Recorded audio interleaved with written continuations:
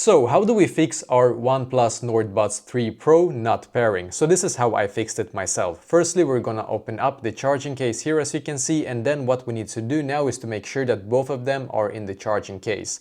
One of the issues why it's not pairing is because it doesn't have any battery. So you can try to charge it for 5 minutes and see if that solves the issue.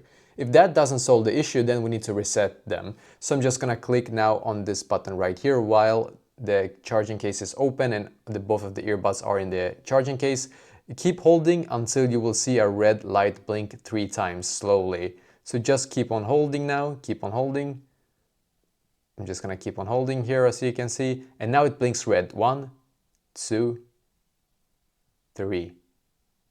Perfect. So now what we need to do, I'm just gonna go back to my phone here real quick and go into settings and then go into Bluetooth.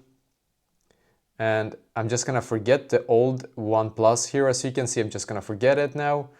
And instead, I'm just gonna turn off Bluetooth here real quick and turn it back on. And you can see this is the new OnePlus Nord Buds 3 Pro here, as you can see. So if I click on it now, it should now be connected. So you can see it now says connected. And that is basically exactly how I was able to fix this issue.